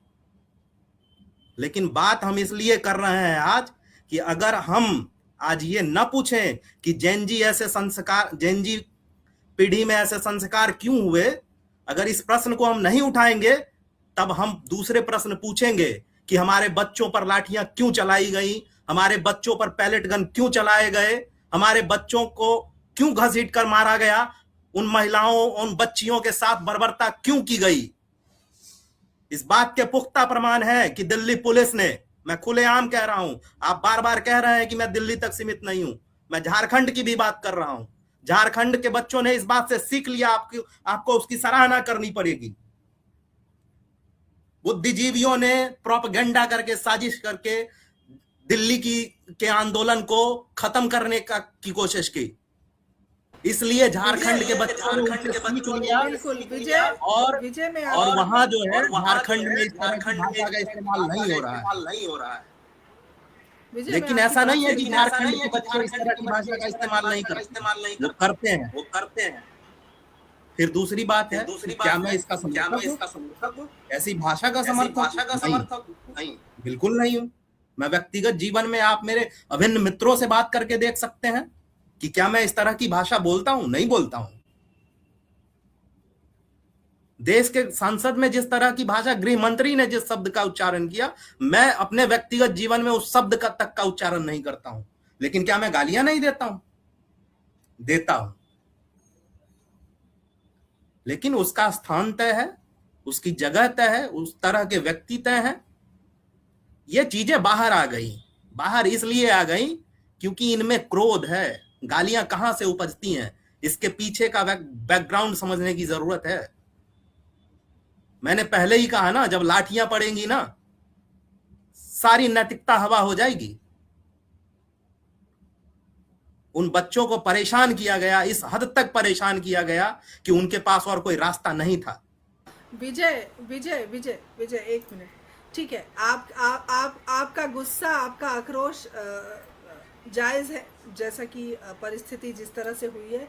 लेकिन हम कुछ बच्चों के भटकते स्वरूप के बारे में यहाँ पर चर्चा कर रहे हैं। हम जंतर मंतर पर जो हुआ उसके बारे में हम चर्चा नहीं कर रहे, क्योंकि जो भटकाव है वो बहुत तरह से, सिर्फ गालियों की बात नहीं है, भटकाव और भी तरह से हो रहे हैं। हम थोड़ा सा उसको सामान्य करने की कोशिश। मैं 2 मिनट में क्लियर करता हूं। ठीक है, मैं 2 मिनट में क्लियर करता हूं। मैं इसीलिए मैंने पहले ही कहा था कि जैसे ही आप इस मुद्दे को छोड़ेंगे, गालियां पहले समझना पड़ेगा, गालियों का एक समाज शास्त्र है। मैंने पहले ही कहा ना कि महाभारत में भी गालियों की संस्कृति है, क्योंकि वो हमारे परंपरा में नहीं आई वो चीजें। हम संस्कृत के अध्येता नहीं हैं, इसलिए हम उससे ऑफेंड नहीं हो रहे हैं। दूसरी बात यह है कि जैसे ही हम ये कहेंगे कि हमारे जेन जेड जो हैं वो इस तरह के संस्कार से आए, तो हमें सवाल पूछना पड़ेगा ना भाई कि मिथिला में जब आते हैं आप आकर देखिए कभी किस तरह की गालियां दी जाती हैं। वैभवी जी इस बात को जानती हैं, माइक लगाकर भाई साहब गालियां दी जाती हैं, और ऐसी ऐसी गालियां दी जाती हैं कि आपके कान में लगेगा कि खौलता हुआ लोहा डाला जा रहा है। इस तरह की गालियां महिलाएं देती हैं। हमारे समाज में ही सारी चीजें हैं, वो हमसे ही सीख रहे हैं। हमें अपने अंदर झांकने की जरूरत है बंधु। हम जिस तरह का उसको पर्यावरण दे रहे हैं, उसको परिवेश दे रहे हैं, वो वही तो सीख रहे हैं ना। मैंने इसीलिए कहा था ना कि वेब सीरीज में क्या गालियां बनाई जा रही हैं? नहीं, वो हमारे समाज से ही आ रही है। हमारे यहाँ छोटे छोटे बच्चे जब वाक्य नहीं बोलना जानते वो गालियां दे रही हैं। मैं दूसरी बात ये कह रहा हूं कि संस्कारों में क्षरण हुआ है, इसका कारण है, इसके पीछे का कारण समझना पड़ेगा। सिर्फ उन पर आरोप प्रत्यारोप, उन पर गोलियां चलाने से नहीं मामला बदलने वाला है। आप जंतर मंतर छोड़ दीजिए, बिहार के आंदोलन में क्या हुआ, यहां के जेन जेड ने क्या किया, उस पर भी बात कीजिए। क्या हो रहा है संस्कार की जब हम बात करते हैं, हम उनको क्या दे रहे हैं, ये भी तो देखना पड़ेगा। आज एक गार्जियन जब अपने दफ्तर से आता है, वो अपना फोन लेकर अलग कमरे में रहता है, उनके बच्चे दूसरे कमरे में फोन लेकर पड़े रहते हैं। एक दूसरे को व्हाट्सएप पर वो लोग खाने के लिए बुलाते हैं या कुछ कहना होता तो कहते हैं। हमारे पास कहां समय है उनके पास देने के लिए? जब हम उनको समय नहीं दे रहे हैं तो हम उनको संस्कार कहां से देंगे? ये जो पीढ़ी है, ये पहली ऐसी दुर्भाग्य वाली पीढ़ी है जिनको ना दादा का प्यार मिला, ना नाना का प्यार मिला, ना माता पिता का ढंग से प्यार मिला। ये ऑनलाइन बड़ी हुई पीढ़ी है, ये कोरोना काल की पीढ़ी है। हमें अपने अंदर झांकने की जरूरत है, बशर्ते कि हम इन पर सवाल थोप दें। मेरे साइड से इतना ही है। बहुत बहुत बहुत बहुत महत्वपूर्ण बातें विजय, आपके क्रोध का एक अपना पैमाना है और बहुत ज़रूरी भी है। देखिए, ज़ियाउर रहमान जाफरी जुड़े हैं, मेरे प्रिय मित्र हैं और बहुत अच्छे गज़लकार हैं। इन्होंने लिखा है कि विजय जी को पहली बार थोड़ा नाराज़ देखा है, असल में व्यवस्था के प्रति आक्रोश है, ऐसा उन्होंने लिखा है। और कुसुमलता जी, ये बहुत गंभीर विषय है, सिर्फ गाली देना भर नहीं है। बिल्कुल सही बात है, एक गंभीर विषय है, विषय पर हम चर्चा कर रहे हैं। प्रखर, मैं विजय ने अपनी बात रखी है, मैं बस एक वाक्य कहना चाहता हूँ जी। हम अगर आज इस चर्चा तक पहुंचे हैं, उसके पीछे सिर्फ और सिर्फ एक कारण है, गालियां, और दूसरा कोई कारण नहीं। इससे उन गालियों के बहाने हम और मुद्दों पर बात करते हैं, लेकिन कारण सिर्फ एक, वो गालियां हैं जो जंतर मंतर पर दी गई। चलिए विजय जी, मैं आपकी बात को थोड़ा सा आगे बढ़ाती हूँ। हमारे साथ उषा मिश्रा जी जुड़ी हैं, अभिनंदन करती हूँ उषा जी। शिवराज खटीक जी हमारे साथ जुड़े हुए हैं। और विजय जी, आपको बहुत सराहना मिल रही है आज आपके आक्रोशित व्यवहार की वजह से। थोड़ा गुस्से में है, अब गुस्सा थोड़ा छड़िए। और प्रखर, मैं आपके पास आना चाहती हूँ। विजय जी की बातों से आपको, चूँकि जो आपकी ही पीढ़ी को सपोर्ट करते हुए और आपकी ही पीढ़ी, और रही बात अभिषेक जी, अभी जो चर्चा चल रही थी, रुपेश जी डिस्कनेक्ट हो गए हैं क्योंकि नेटवर्क इशू है, झारखंड से जुड़े थे। झारखंड में थोड़ी समस्या होती है नेटवर्क की। माता पिता समझते नहीं है, ये हमारे समय में भी यही होता था, हम भी यही बोलते थे। तो ये मुझे नहीं लगता ये कोई बड़ी चीज़ नहीं है, ये पीढ़ी दर पीढ़ी वही प्रश्न जो है वो पास ऑन जिसको बोलते हैं कि वो हो रहे हैं, वो अलग अलग पीढ़ियों तक जा रहे हैं कि जो एक गैपिंग है, उस गैपिंग को किस तरह से पाटने की बात अभी विजय ने बहुत अच्छी बात कही है, इस बात से मैं समर्थन करती हूँ। अभिषेक जी, मैं आपके पास आती हूँ कि माता पिता अलग हैं, बच्चे अलग हैं, और ये चीज़ें जो है ना, इनको बदलने की बहुत ज़रूरत है, क्योंकि हम हमेशा अपनी पीढ़ी को दोष नहीं दे सकते। प्रखर, मैं सिर्फ आपसे ये जानना चाहती हूँ कि विजय जी ने जो कहा है, आप पूर्णतः सहमत हैं? कितना सहमत हैं? क्योंकि आपसे ये बात जानना मुझे बहुत ज़रूरी है। अभिषेक जी, मैं थोड़ी देर में आपके पास आती हूँ। प्रखर, बताइए। देखिए मैम, जो विजय जी ने कहा उससे मैं कुछ हद तक सहमत हूँ, लेकिन पूरी तरीके से सहमत नहीं हूँ। देखिए, अगर हम बात करें गालियों की, ठीक है, तो देखिए गालियाँ हर जगह हैं इस टाइम। अगर हम ओटीटी प्लेटफॉर्म्स की बात करें, अगर हम समाज में बात करें, मेरा मानना ये है, ये निर्भर करता है एक आदमी पे कि वो कितनी गालियाँ अपने अंदर लेता है या नहीं लेता है, और उसको कैसे अपने व्यवहार के साथ बोलता है या नहीं बोलता है। अगर हम बात करें अपने ही घर की, तो कुछ घर ऐसे होते हैं जिनमें बहुत ही ज़्यादा लड़ाई झगड़े होते हैं, ठीक है, लेकिन अगर उस आप घर का बच्चा देखें, तो वो ये सोचता है कि यार मैं जब बड़ा होऊंगा ना, तो मैं कभी भी ये चीज़ अपने घर में नहीं करूँगा। एक घर हम देखें जहाँ पे बहुत शांति रहती है, लेकिन उसके बाद भी एक वो सेम बच्चा वो ये सोचता है कि मैं जब मैं बड़ा हो जाऊंगा, तो मैं ड्रिंक भी करूंगा, मैं ये सब भी करूंगा। तो मेरा मानना ये है कि ये एक इंडिविजुअल पे डिपेंड करता है कि वो चीज़ों को किस तरह से लेता है। अगर मैं आपको मेरे कुछ दोस्तों की बात बताऊं, तो मेरे मेरे जो साथ के जो भाई बंधु हैं, उसमें सभी टाइप के लोग हैं। कुछ दोस्त मेरे ऐसे हैं जो बहुत ही सीधे हैं, लाइक वो बिल्कुल इतना ज़्यादा रफ लैंग्वेज का यूज़ नहीं करते हैं, लेकिन उसमें ही कुछ दोस्त ऐसे भी हैं जो रफ लैंग्वेज के अलावा कुछ यूज़ ही नहीं करते हैं। तो मुझे ऐसा लगता है कि ये एक इंडिविजुअल पे डिपेंड करता है कि वो चीज़ों को कितनी अच्छे से इनहेल कर पा रहा है। और बात रह गई जहाँ तक कि गालियों की, और अगर हम जंतर मंतर के प्रोटेस्ट की बात करें, तो मैंने जैसा कि पहले भी कहा था कि अगर एक स्टूडेंट का कोई एग्ज़ाम कैंसिल होता है, तो उसको बहुत ही ज़्यादा अफसोस होता है, क्योंकि उसकी बहुत हार्ड वर्किंग होती है उसके पीछे। आप अपनी बात को रखिए, लेकिन तरीके से रखिए। गाली एक माध्यम नहीं है। बात को जितनी विनम्रता से रखा जाएगा, उतनी ही अच्छे से सामने वाली जो पार्टी है वो उस बात को सुनेगी भी। लेकिन अगर आप गाली गलौज के माध्यम से अपनी बात को रखेंगे, तो एक डिस्प्यूट क्रिएट हो सकता है और कोई भी सॉल्यूशन उसमें नहीं आएगा।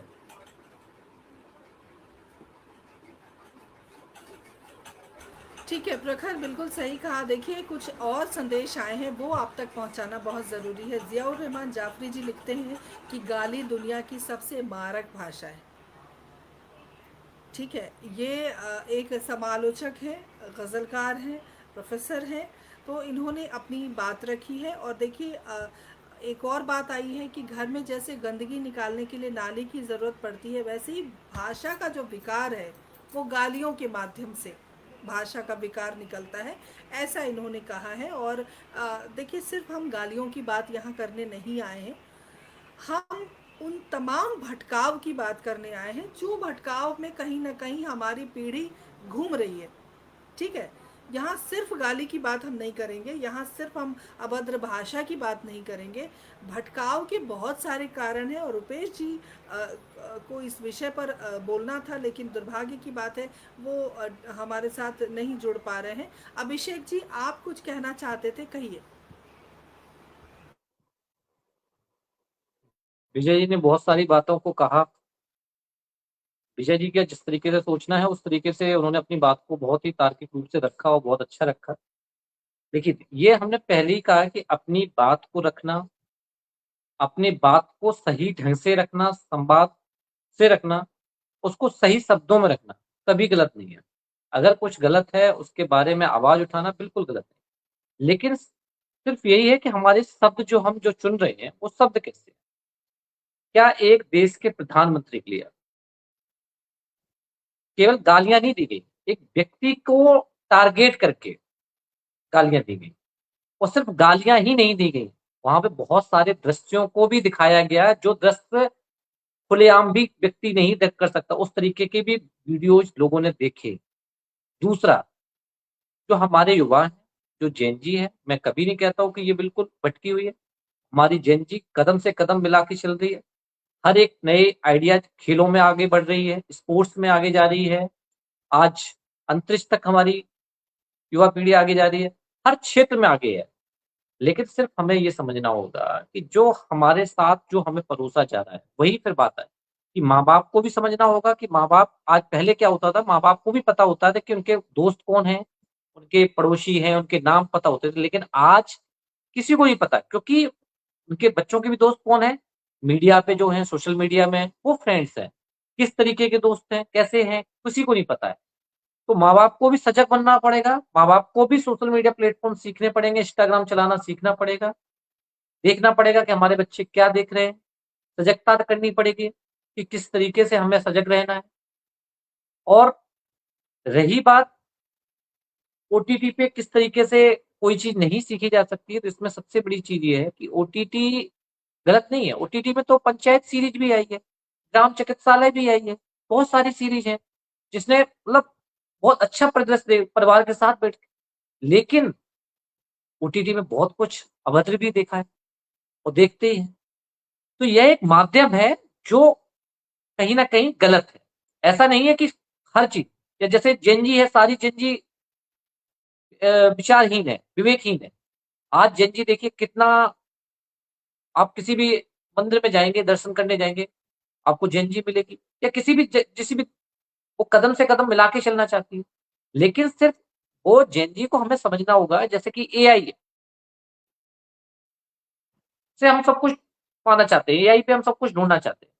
क्या एआई पे हर चीज का सॉल्यूशन है? बिल्कुल नहीं।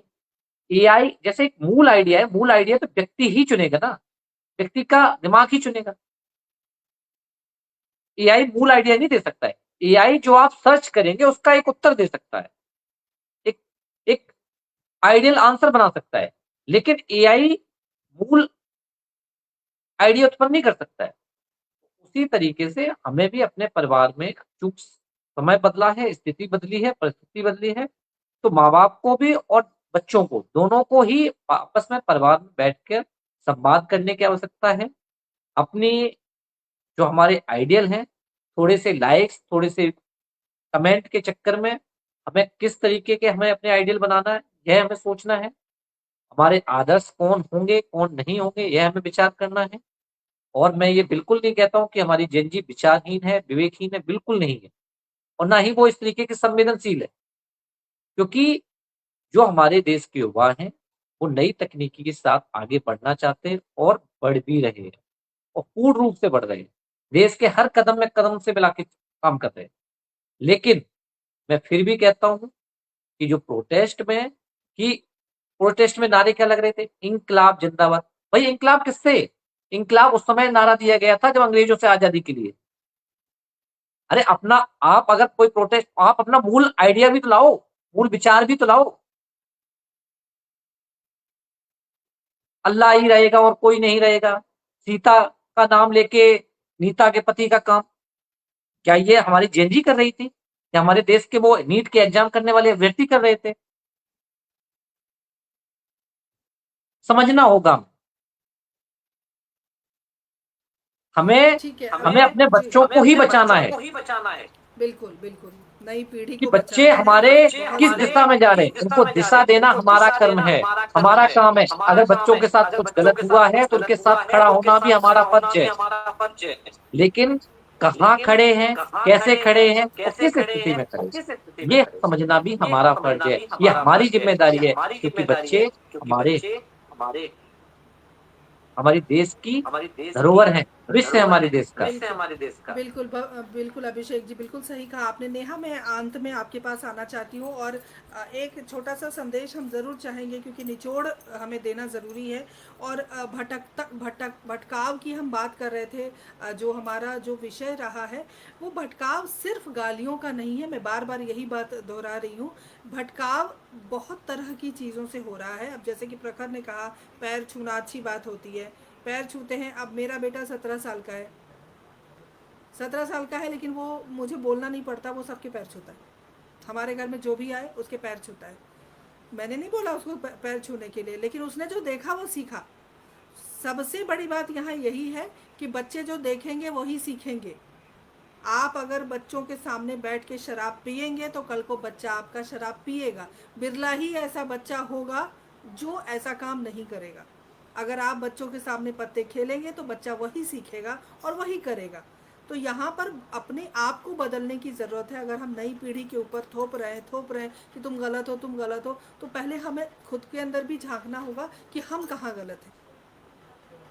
तो आज की चर्चा हम इसी रूप में अंतिम पड़ाव की तरफ लेके चलते हैं। नेहा, मैं जानना चाहती हूँ कि जो चर्चा अभी चल रही थी, विजय जी ने कहा, प्रखर ने अपनी बात रखी, आप भी अपनी बात रखें कि आप कितनी सहमत हैं इन सब बातों, अभी जो चर्चा चल रही है उन बातों के बारे में आपकी क्या राय बन रही है, क्या सोच है।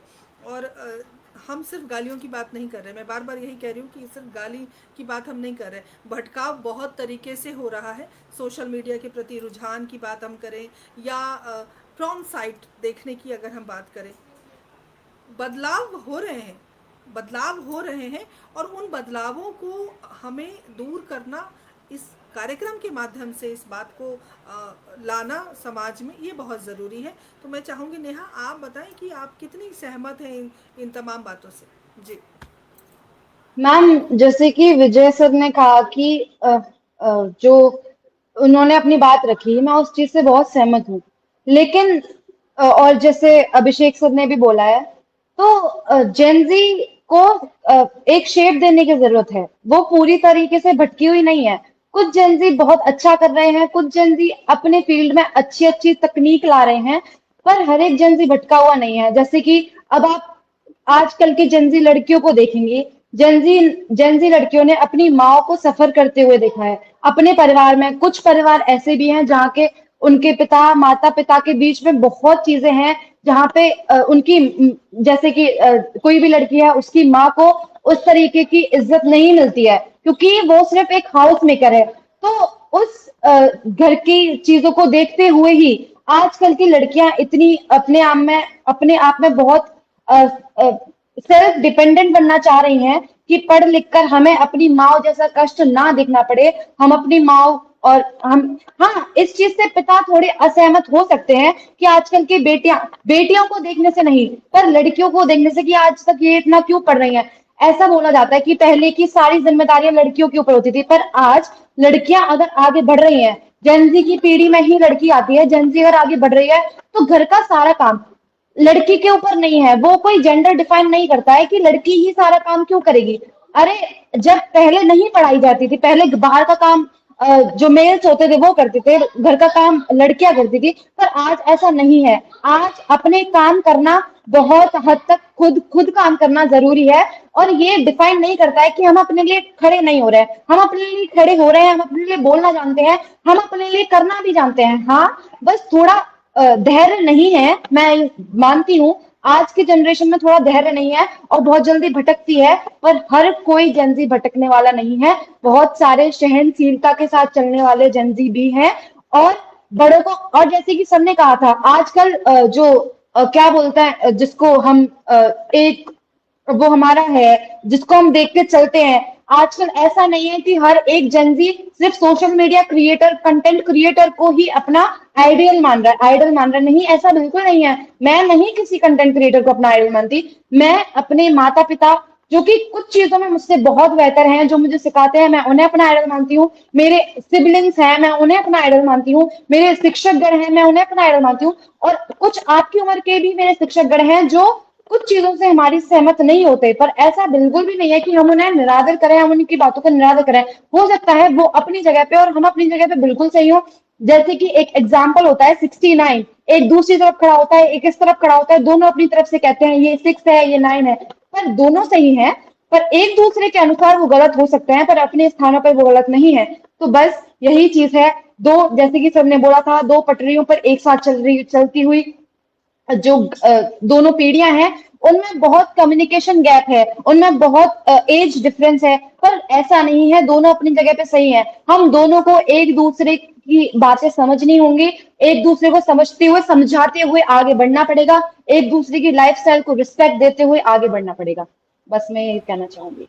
बहुत बढ़िया नेहा, बहुत बहुत बढ़िया। देखिए, ये चर्चा सार्थक तभी हो पाएगी जब हम सभी के विचार एक कहते हैं ना एक पटरी पर लेकर चलना, ये बड़ी चुनौती का काम है। अभिषेक जी आप भी उस चीज़ को समझ पा रहे हैं। प्रखर बड़े गंभीर मुद्रा में बैठे हैं। विजय थोड़ा गुस्सा शांत हो गया होगा आपका अभी तो जी एक लाइन में जोड़ना चाह रहा हूँ, छोटी सी लाइन। बोलिए। मैंने जो पहले भी कहा था मैं बाद में कह सकता हूँ कि जो मोबाइल है या जो भी आज की तकनीकी है, इसने बहुत सारे बच्चों का भविष्य बनाया। बहुत सारे ऐसे बच्चे थे जो पढ़ नहीं सकते थे, किसी तरीके से सुविधाएं मिल सकती थी, गाँव में रहते थे, कोचिंग नहीं जा सकते, तो उनको एक माध्यम मिला है इससे पढ़ने का और बढ़ने का। लेकिन सिर्फ हमें ये समझना है, मैंने जो पहले भी लाइन कही थी कि मोबाइल हम चला रहे हैं या मोबाइल हमें चला रहा है, बस हमें ये डिसाइड करना है। जब तक हम मोबाइल को चलाएंगे तब तक जी बिल्कुल मैं आप सबके पास आऊंगी क्योंकि एकदम छोटा सा मुझे सबके संदेश लेने हैं, एकदम छोटा संदेश। और युवा पीढ़ी में कुछ परसेंटेज है जो अभी रील और रियल लाइफ में अंतर नहीं समझ पाते हैं। बिल्कुल सही कहा आपने संजय जी, इस बात से मैं सहमति जताती हूँ। बिल्कुल सिनेमा का वो 3 घंटा नहीं है हमारा जीवन, ये समझना बहुत ज़रूरी है कि तुरंत चीज़ें मिल जाती हैं और बिछड़ जाती हैं, वो नहीं है। हमारा जीवन बहुत संघर्षपूर्ण है और बहुत संघर्षों के साथ हम आगे बढ़ते हैं, अपनी ज़िंदगी में बहुत कुछ हासिल करते हैं। इस पूरी चर्चा में एक बात साफ हो गई है कि जो पीढ़ी की एक खाई होती है, जो पीढ़ी का एक दुराव है, एक अलगाव है, उसे पाटने की ज़रूरत है, उसे साथ रखने की ज़रूरत है और पीढ़ी को समझने की ज़रूरत है। जो जिस जेंजी की बात हम बार बार जेंजी कर रहे हैं, जो हमारी युवा पीढ़ी है उन्हें हम समझें और हमें वो समझें, तभी हम एक बेहतर समाज और एक बेहतर देश, एक बेहतर दुनिया की कल्पना कर सकते हैं। और यहाँ समझने के लिए एक दूसरे की भावनाओं का सम्मान करना होगा, एक दूसरे के साथ बैठना होगा, एक दूसरे से संवाद करना होगा, एक दूसरे की जो परेशानियां हैं उन परेशानियों को सुनना पड़ेगा, समझना पड़ेगा और उसे दूर करने की कोशिश करनी पड़ेगी। अंत में इस कार्यक्रम के छोटा मैं चाहूँगी कि आप इस कार्यक्रम के माध्यम से तमाम दर्शकों को, जो पीढ़ी इस कार्यक्रम को आगे देखेंगी, क्योंकि आपको पता है सोशल मीडिया पर जब कार्यक्रम होता है तो उसका प्रचार होता है, तो मैं सबसे पहले प्रखर आपके पास आना चाहती हूँ। वो छोटा संदेश क्या देना चाहेंगे आप आज के लिए? मैम मैं आखिर में यही कहना चाहूँगा कि हमें अपने रूट से जुड़ा रहना चाहिए, संस्कारों से जुड़ा रहना चाहिए, क्योंकि टेक्नोलॉजी हमें सब कुछ सिखा सकती है, लेकिन जिम्मेदारी है, अनुशासन है, डिसिप्लिन है, ये चीज़ हमें टेक्नोलॉजी नहीं सिखा सकती। अगर हम अपना जितने भी संस्कार और रूट से कनेक्टेड रहेंगे उतने ही हम लोग सही ट्रैक पे चलते रहेंगे। मैं यही कहना चाहूँगा। नेहा बहुत बढ़िया नेहा क्या संदेश? मैम संदेश तो यही होगा कि हमें एक दूसरे को समझना पड़ेगा। किसी के ऊपर भी लालचन नहीं लगाया जा सकता है ऐसे सीधे तरीके से कि जेनजी गलत है या मिलेनियम्स गलत है या हमारी पीढ़ी गलत है या फिर हमारे शिक्षक गलत है। गलत कोई नहीं है, अपनी जगह पे सब सही है। गलत है पर्यावरण, जिस पर्यावरण को हम एक्सेप्ट कर रहे हैं, जिस पर्यावरण में हम बड़े हो रहे हैं और जिस पर्यावरण को देखकर हम अपना आइडल मान रहे हैं, जिस जिंदगी को हम अपने ऊपर हम अपनी जिंदगी में जिसे उतार रहे हैं, वह गलत हो सकता है। बस वही हमें देखकर हमें चुनना पड़ेगा कि हम किस चीज का किस तरीके से चयन करते हैं, हम जिस चीज का कैसे सिलेक्शन करते हैं। हमें बस वही देखकर अच्छी तरह देखकर हमें चयन करना होगा जो कि हमारी जिंदगी के ऊपर बहुत बड़ा प्रभाव डालता है। बहुत बहुत शुक्रिया नेहा। विजय क्या कहेंगे? आपसे पहले माफी मांगते हुए, और मैं ये कहना चाहता हूँ माफी किस लिए? ये चर्चा है, यहाँ पर सबको स्वतंत्रता है अपने विचार रखने के लिए। कतई नहीं जी। मेरा ये जो है गुस्सा ये इसलिए दिखा क्योंकि दरअसल बात ये है कि नेहा ने पहले ही शुरुआत में ही कहा था कि हर पीढ़ी को ये लगता है कि हमारी अगली पीढ़ी नालायक है, संस्कारहीन है। ठीक है, तो उसके अपने कुछ कारण होते हैं, वो कुछ भी निरर्थक और बेसलेस नहीं होता है, उसके कुछ अपने कारण होते हैं। दूसरी बात मैं ये कहना चाहता हूँ, एक कमेंट आया है, बहुत इंपॉर्टेंट है, मुझे लगता है कि यहाँ कहना चाहिए। समाज ने अश्लीलता को सिर्फ यौनिकता से जोड़ा है। गाली देना अश्लील है, ऐसा बिल्कुल नहीं करना चाहिए। लेकिन तमाम पीढ़ियों को यह संदेश भी जाना चाहिए कि अपने काम में ईमानदारी न रखना, कार्यस्थल पर भ्रष्टाचार करना, आर्थिक गबन करना, पेपर लीक होना, परीक्षाओं में धांधली होना भी अश्लीलता की श्रेणी में आता है। गरीबों की थाली से का अन्न लूट कर खा लेने वालों को अगर सिर्फ गाली अश्लील लगती है तो थोड़ी आंतरिक समीक्षा व शुद्धिकरण की जरूरत उन्हें भी है। अमन आकाश ने यह कमेंट किया है और मुझे लगता है कि पूरे जो हमारी चर्चा है तो मैंने कई बार फ्लैश भी किया था, हालांकि ये थोड़ा बड़ा कमेंट था इसलिए मैंने पढ़ा नहीं, लेकिन कई बार मैंने फ्लैश किया। अमन जी ने बहुत मेहनत से लिखा है, बहुत सही लिखा है। जी जी अपनी बात ये जो मेरा गुस्सा दिखा, ये क्यों दिखा? ये इसलिए दिखा कि मैं दिन रात ऐसे बच्चों के साथ रहता हूँ जो अभी 11th में है, 12th में है। मेरे घर में 2 बच्चा है, वो 7th में है, एक 5th में है।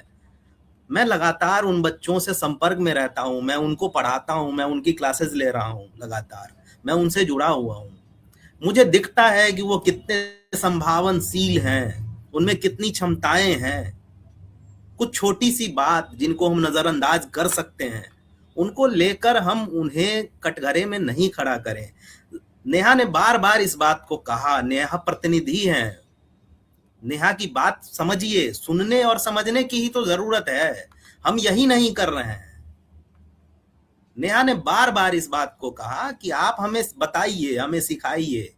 प्रधानमंत्री ने खुले मंच से गालियां दी हैं भाई साहब। अब मैं उसमें नहीं जाना चाहता हूं, छोड़िए उस बात को। मैं बस अंत में इतना कहूंगा, राजेश जोशी जी की एक कविता है जो मुझे बेहद पसंद है, मैं इस बात से अपनी बात खत्म करूंगा कि जो इस पागलपन में शामिल नहीं होंगे मारे जाएंगे, कटघरे में खड़े कर दिए जाएंगे। जो विरोध में बोलेंगे, जो सच सच बोलेंगे, मारे जाएंगे। बर्दाश्त नहीं किया जाएगा कि किसी की कमीज हो उनकी कमीज से ज्यादा सफेद, कमीज पर जिनके दाग नहीं होंगे मारे जाएंगे। धकेल दिए जाएंगे कला की दुनिया से बाहर, जो चारण नहीं होंगे, जो गुण नहीं गाएंगे मारे जाएंगे। धर्म की ध्वजा जो नहीं उठाएंगे, जुलूस में गोलियां भून डालेंगी, उन्हें काफिर करार दिए जाएंगे। सबसे बड़ा अपराध है इस समय निहत्थे और निरपराध होना, जो अपराधी नहीं होंगे मारे जाएंगे। मेरी तरफ से बस इतना ही। आपने मुझे सुना, आप सबको बहुत धन्यवाद। ये संस्था बढ़ती रहे। बहुत सुंदर कविता और बहुत सटीक कविता, बिल्कुल सही। जो समय की अभी जो समय हम देख रहे हैं उस समय की ये बहुत खूबसूरत कविता है। अभिषेक जी, अंत में क्या कहेंगे आप? विजय जी ने अपनी बात को बहुत अच्छे से रखा और नेहा जी ने भी और रुपेश जी ने भी। ये हम बिल्कुल नहीं कहते हैं कि हम चीजों के सापेक्ष में नहीं है। विद्यार्थियों के साथ शिक्षक का होना, उनके अभिभावक का होना, माता पिता का होना पूर्णतः सहमति है और होनी भी चाहिए। लेकिन फिर भी मैं कहता हूँ कि अगर हमारे देश के युवा, हमारे देश की जेन जी इस तरीके के युवा है, इस तरीके के भविष्य, तो हमें नहीं चाहिए ऐसी चीज, नहीं चाहिए मुझे ऐसे युवा जो इस तरीके के अमर्यादित, असंस्कारित युवा है। बात रखने का एक अपना औहदा होता है, एक पटल होता है, संवाद करने का एक पटल होता है। और मैं तो बिल्कुल नहीं एक्सेप्ट कर सकता हूँ, बिल्कुल नहीं मानता हूँ कि हमारे देश की युवा पीढ़ी ऐसी है। मैं मानता हूँ मेरी देश की युवा पीढ़ी बहुत ही संस्कारित है। जो पिछले कुछ दिन पहले जंतर मंतर पे हुआ, वो हमारे देश के युवा नहीं थे, वो हमारे देश के छात्र नहीं थे, और हमारे देश के छात्र कभी भी इस तरीके की भाषा का उपयोग कर ही नहीं सकते हैं। वो एक प्रोपोगंडा, वो एक आयोजित लोग थे जो उसको चला रहे। हमारे देश के छात्र कभी नहीं हो सकते। बाकी मैं अपने लास्ट में यही कहूंगा, अपने देश के युवाओं से, अपने देश के अभिभावकों से, शिक्षकों से, मित्रों से, कि आप सभी अपने युवाओं से संवाद करें, उनकी बात को सुने, समझें और उनके साथ कदम से कदम मिलाकर चलें और उनको साथ सही दिशा, अगर वो उनकी दिशा भटक रही है तो उनको सही दिशा और अपने आदर्शों के बारे में भी उनको अवगत कराएं। छोटे से रील्स, लाइक, कमेंट, यही सब कुछ नहीं है, इससे भी अलग बहुत कुछ है, उसको समझने की और सीखने की आवश्यकता है। बहुत बहुत शुक्रिया आपका। और रुपेश जो एक महत्वपूर्ण भूमिका में आज थे, उनका संवाद हम नहीं सुन पाए, उनके संदेश भी हम तक नहीं पहुंच पाए तकनीकी कारणों के कारण, लेकिन प्रखर अग्रवाल, अभिषेक जी और नेहा और विजय, आप सब ने अपने अपने विचार रखे। बहुत महत्वपूर्ण बातें आज सामने आई हैं। बात वही है कि हमें जो युवा पीढ़ी है उसे समझने की ज़रूरत है, समय देने की ज़रूरत है। और जहाँ तक संस्कार की बात है तो कोई भी युवा अपने संस्कार से नहीं भटक रहा, लेकिन बशर्ते कि हम उन्हें कितना समय दे पा रहे हैं, हम उनके साथ कैसा व्यवहार कर रहे हैं, क्योंकि बच्चे वही देखते हैं, वही सीखते हैं जो देखते हैं। हम जो उन्हें दिखा रहे हैं, बच्चे, अगर हम अपने माँ बाप का सम्मान नहीं करेंगे, हम अपने माँ बाप की सेवा नहीं करेंगे, हमारे बच्चे कभी नहीं करेंगे हमारी सेवा। इस बात को आप भूल जाइए, क्योंकि बच्चे वही करेंगे जो बच्चे घर में देखेंगे। अगर हम अपने माँ बाप को वृद्धाश्रम में छोड़ेंगे, कल हमारे बच्चे छोड़ेंगे, वो हम उम्मीद ही नहीं कर सकते और उम्मीद करनी भी नहीं चाहिए। इस कार्यक्रम से, इस चर्चा से आज यही निष्कर्ष निकला है कि पीढ़ी को साथ में लेकर चलना है, क्योंकि पीढ़ी, जो भावी पीढ़ी है, वो हमारे देश का ही नहीं, पूरी दुनिया का एक खूबसूरत अध्याय लिखने वाला है।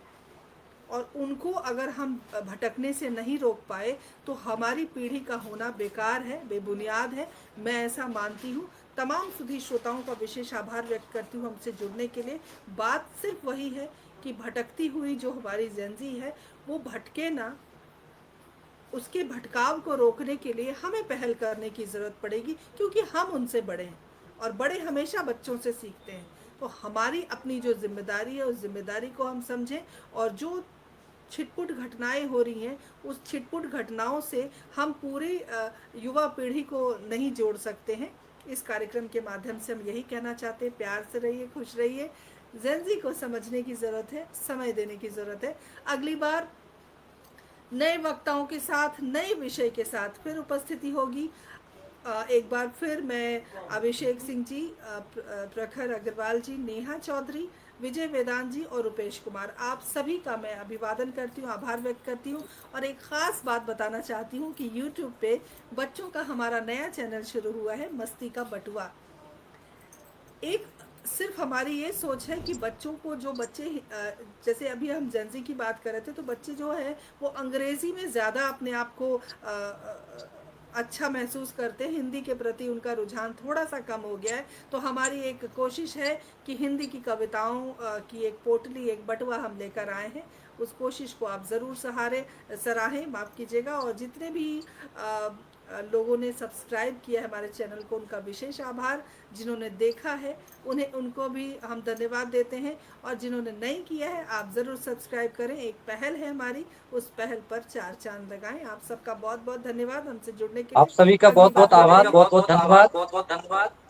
धन्यवाद और मैं सर, अपने सभी के लिए, और युवाओं से और धन्यवाद सभी से आग्रह करता हूँ कि अपने जेनजी की आप काम कर रखें, को गलत हाथों में न जाने दें। उनको संभालने की जिम्मेदारी हमारी है और हम उनको संभाल के रखें, यही मेरी आशा है। बहुत और समझने की जिम्मेदारी सबकी है सर।